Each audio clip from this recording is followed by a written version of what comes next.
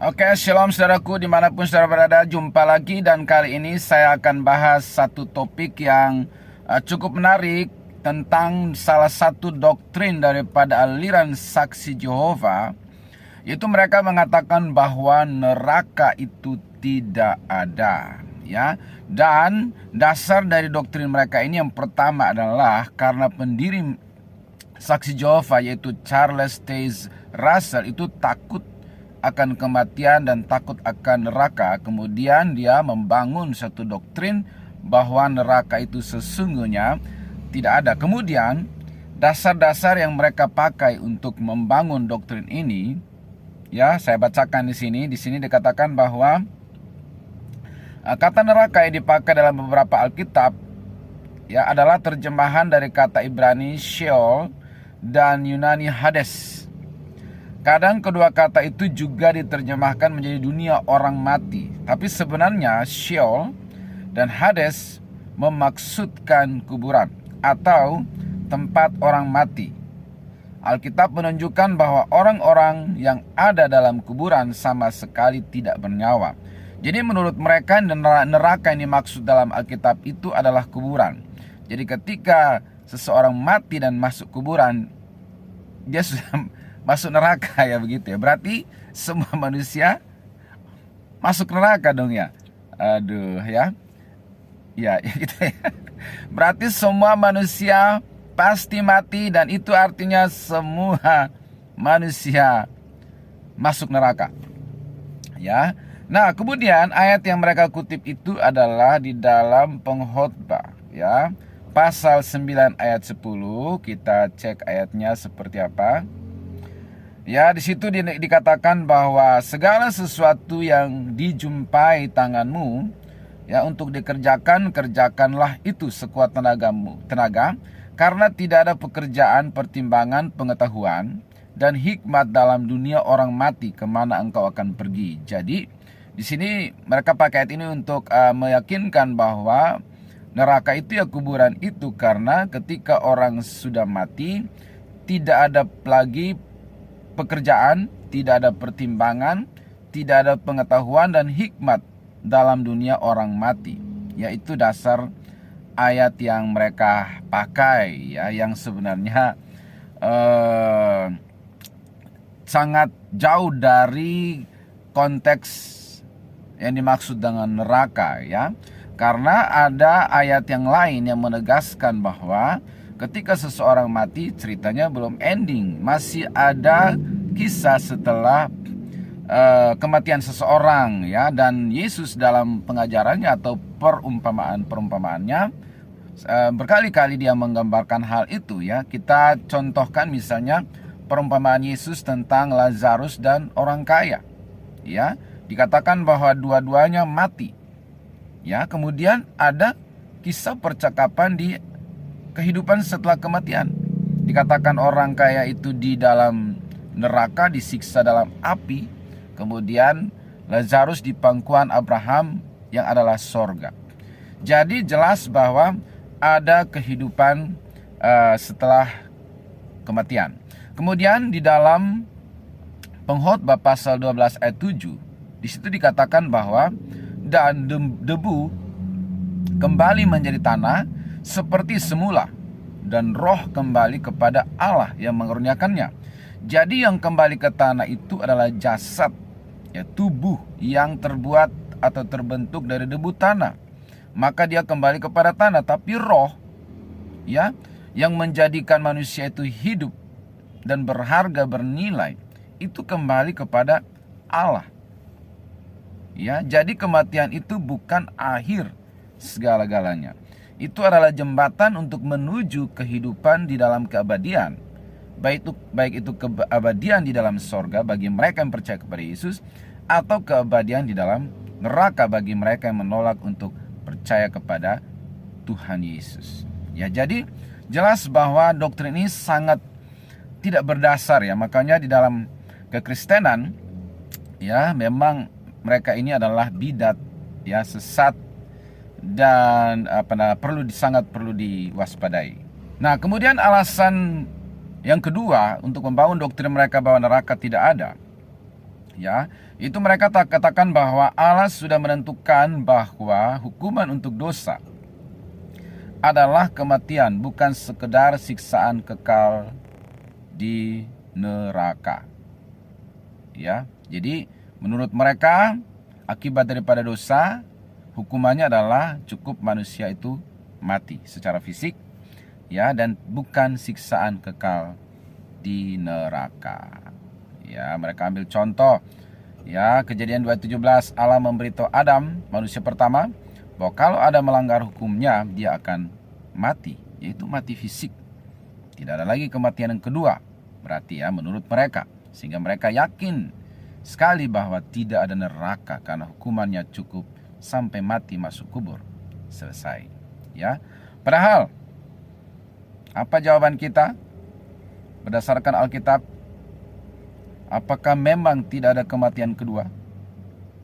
Wahyu 2 ayat 11. Siapa bertelinga hendaklah ia mendengarkan apa yang dikatakan Roh kepada jemaat-jemaat.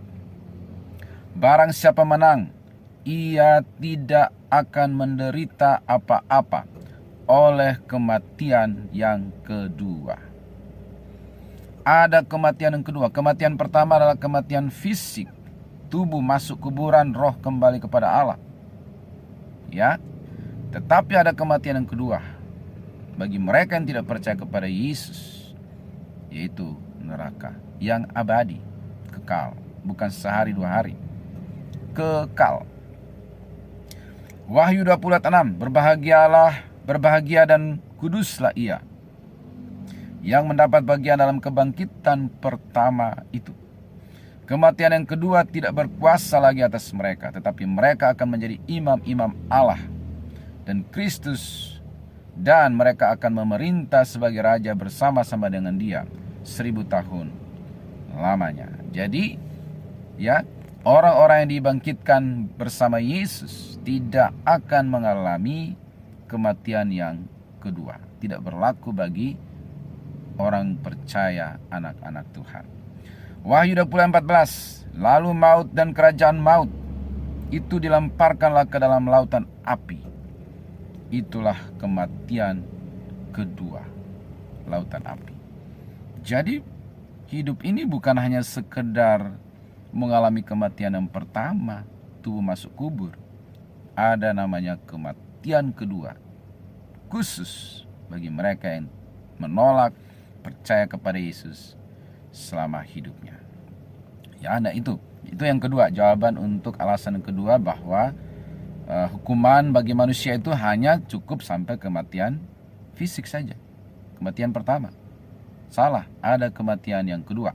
Ya. Nah, kemudian alasan yang ketiga menurut mereka adalah mereka mengatakan bahwa bagi Allah menyiksa seseorang untuk selamanya adalah tindakan yang menjijikkan.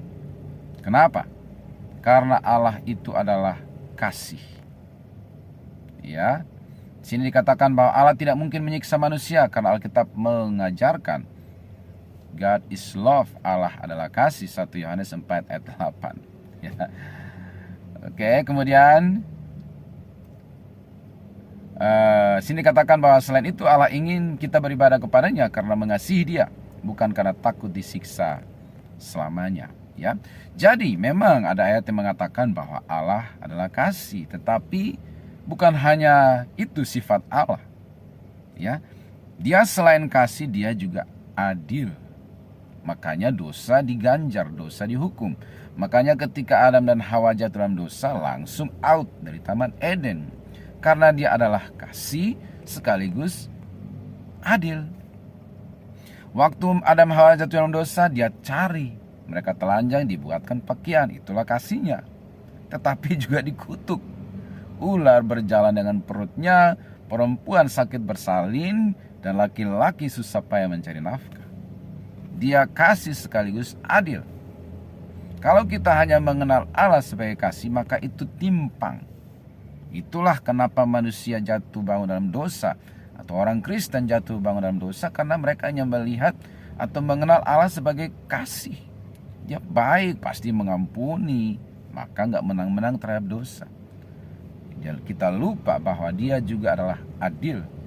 dosa ada ganjarannya. Setiap perbuatan ada konsekuensinya. Karena dia adalah Allah yang sempurna.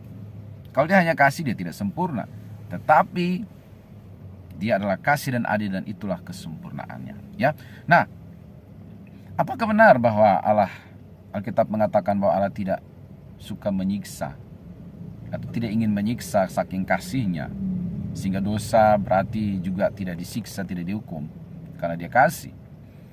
Ya. Nah, di sini Alkitab mengatakan bahwa di dalam 2 Petrus 2 ayat 9, maka nyata bahwa Tuhan tahu menyelamatkan orang-orang saleh dan dari pencobaan, dan tahu menyimpan orang-orang jahat untuk disiksa pada hari penghakiman. Jadi orang yang jahat, yang menolak percaya kepada Yesus, menolak untuk bertobat dan hidup dalam Kristus, ia akan disiksa pada hari penghakiman. Itulah keadilan daripada Tuhan, itulah kesempurnaan daripada Allah. Dia kasih sekaligus adil. Ya, ingat air bah. Ya, Tuhan tanda kutip tega memusnahkan begitu banyak manusia dan binatang, menyisakan hanya 8 orang. Ingat kota Sodom dan Gomora, dibakar, hanya menyelamatkan Lot, istri dan anak-anaknya. Karena dia adalah adil. Dia benci dosa, tapi dia adalah maha kasih. Dia kasih sekaligus adil. Ingat Matius 25 ayat 46. Dan mereka ini akan masuk ke tempat siksaan yang kekal, tetapi orang benar ke dalam hidup yang kekal. Jadi memang sudah ada pemisahan. Akan ada pemisahan. Bagi yang tidak percaya, menolak firman Tuhan, menolak Yesus, akan masuk ke tempat siksaan yang kekal. Tetapi bagi orang yang percaya, orang benar, ke dalam hidup yang kekal. Apakah orang saksi Yehova tidak baca ayat-ayat ini? Karena mereka hanya sistem comotologi, cari ayat-ayat yang kelihatannya mendukung doktrin mereka, sepertinya begitu ya.